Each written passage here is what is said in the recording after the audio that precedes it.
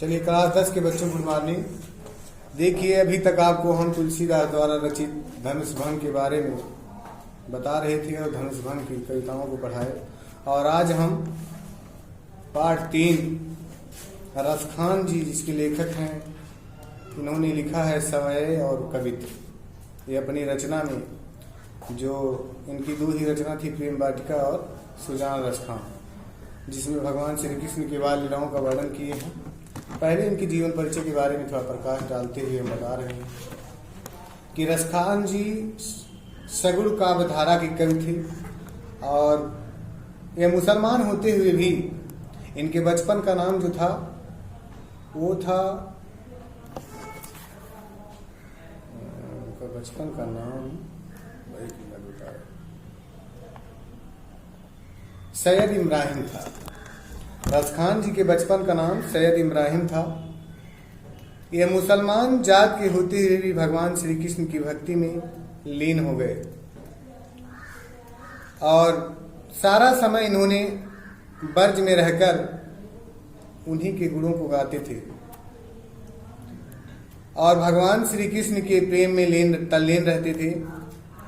इनकी इस भगवान के प्रति भक्ति को देखकर वल्लभाचार्य के सुपुत्र जो थे गोसाई मिट्ठलनाथ, इन्होंने इनको अपना शिष्य बना लिया। और जब इस शिष्य बना लिए तो यह जो है उनके गुरु हो गए गोसाई मिट्ठलनाथ और इन्हीं के साथ रह करके पूरा जीवन भगवान श्री कृष्ण की भक्ति में अपना संपूर्ण जीवन व्यस्त कर दिए। और इसके बाद यह ब्रज में ही काफी दिन तक रहे और सन 1628 ईस्वी के लगभग वहीं पर इनकी मृत्यु हो गई। और इन्होंने 2 रचनाएं की। पहली रचना इनकी प्रेम वाटिका रही और दूसरा सुजान रसखान रही, जिसमें भगवान श्री कृष्ण की बाल लीलाओं का वर्णन किए और कि भगवान श्री कृष्ण बचपन में कैसे रहे, उनका स्वभाव कैसा था और माता जसोदा और नंद बाबा किस तरह से उनको प्यार करते थे, गोपिकाओं से उनका प्रेम किस तरह से था, किस तरह से वो गोपिकाओं से प्रेम करते थे। इनकी जो भाषा शैली, इन्होंने अपनी रचनाओं को, रसखान जी अपनी रचनाओं को ब्रज भाषा में लिखा है और इनकी जो भाषा है वो सरस और सुबोध है, जो हिंदी साहित्य के इतिहास में, हिंदी काव्य साहित्य के इतिहास में इनका नाम जाना जाता है। क्योंकि रसखान जी का जो मूल भाव रहा वह कृष्ण भक्ति का था। भगवान की भक्ति में तल्लीन होते हुए, मुस्लिम कास्ट के होते हुए भी इनका हृदय हिंदू भावनाओं के प्रति था और इससे जो है इन्हें हिंदी काव्य साहित्य के इतिहास में विशेष स्थान दिया गया है। क्योंकि इनके बारे में भारतेंदु हरिश्चंद्र ने स्वयं लिखा है कि उन मुसलमान हरिजनन पर कोटिन हिंदू वारिये। उन्होंने लिखा कि यह जो है इन मुसलमान हरिजनन पर, क्योंकि जो ये मुस्लिम में भी एक कास्ट अनुसूचित जात में होती है, वो उसी कास्ट के थे रसखान जी। इसी नाने भारतेंदु हरिश्चंद्र ने लिखा है कि इन मुसलमान हरिजनन पर और कोटिन हिंदू वारिये। तो यह इनकी जो है साहित्यिक विशेषताएं रही और इनकी भाषा शैली रही और कीर्तियां रही और इनके जन्म और मृत्यु के बारे में आप लोग किताब में पढ़ लीजिएगा, विशेष तौर से वर्णन है। ठीक है, एक बार पढ़ लेंगे आप, कहानी के माध्यम से याद हो जाएगा। आज इनकी जो लिखी हुई कीर्ति है जिसको हम पढ़ाने जा रहे हैं उसका नाम है सवय। सवय में इन्होंने क्या लिखा है उसमें देखिए, आपको पढ़ाने जा रहे हैं कि मानुष हव तो वहीं रसखानी बसो ब्रज गोकुल गांव की ग्वारन।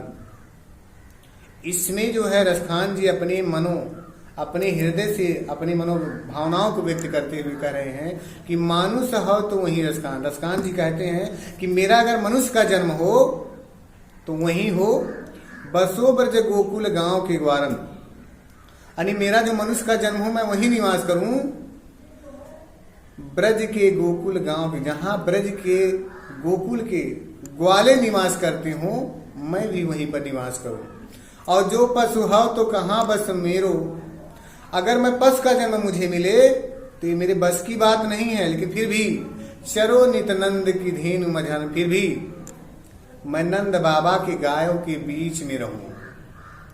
और पाहन हो तो वहीं गिरी को, अगर मुझे पत्थर का जन्म मिले तब मैं उसी पहाड़ पे रहूं जो धरयो कर छत्र पुरंदर धारण, जिसे भगवान श्री कृष्ण ने अपने हाथों पर धारण किया था।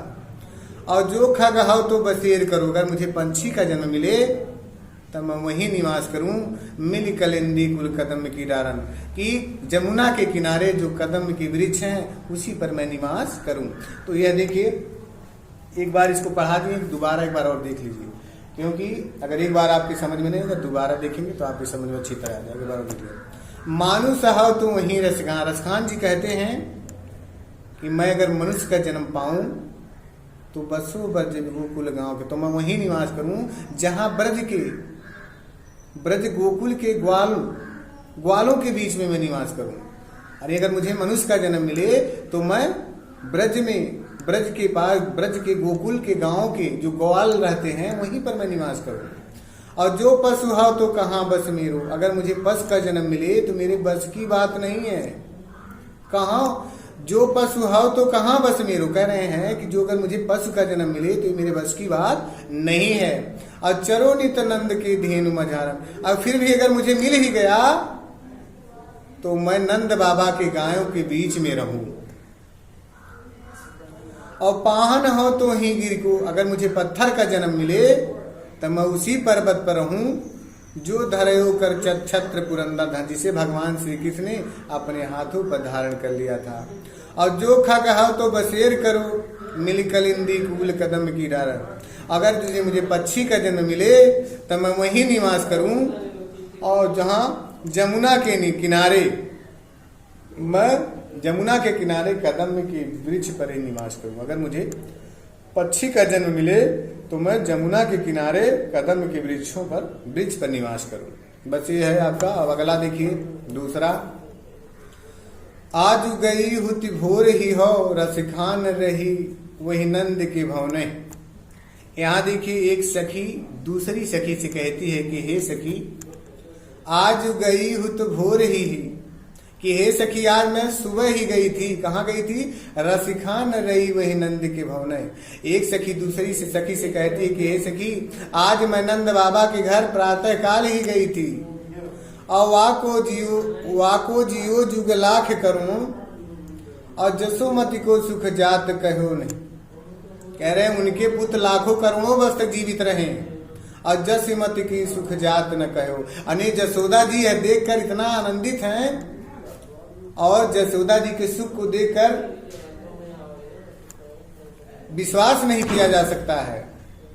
और तेल लगाई लगाई के अंजन, जसोदा जी अपने बच्चे को तेल लगाती हैं और उपटन लगाती हैं और कई अंजन, और आंखों में अंजन, दोनों आंखों में अंजन लगाती हैं।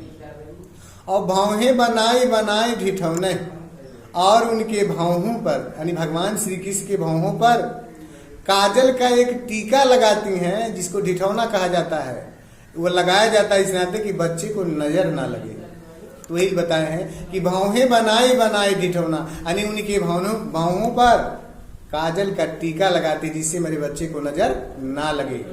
और डारी हमेलन हार निहारत वारन जो पुचकार अच्छी नहीं। और भगवान श्री कृष्ण के गले में कंठमाला डालते हुए अपने को न्योछावे, कंठमाला डालते हुए और वो देख रही हैं और अपने आप को न्योछावर कर रही हैं और जो पुचकार छिनी और अपने बच्चे को पुचकार रही हैं, जिसको पुलुलुलु कहा जाता है वो पुचकारना है, समझ लीजिएगा। एक बार और देख लीजिए, आज गई हुत भोर ही हो रसखान रही वही नंद के भवने। एक सखी दूसरी सखी से कहती है कि हे सखी आज मैं प्रातः काल भोर में ही नंद बाबा के घर पे गई थी और वाको जियो जुग लाख करोड़, यानी उनके पुत्र लाखों करोड़ों वर्ष तक जीवित रहे और जसमती को सुख जात न कहो, यानी जसोदा जी के सुख के बारे में कहा नहीं जा सकता है। और तेल लगाई लगाई के अंजन, जसोदा जी अपने बच्चे को तेल और उपटन लगा रही हैं और उनके दोनों आंखों में अंजन लगा रही हैं। और भौही बनाई बनाई ढिठौना, और उनके भावों पर यानी भगवान श्री कृष्ण के भावों पर काजल का टीका लगाते जिसे ढिठौना कहता है, जिससे हमारे बच्चे को नजर ना लगे।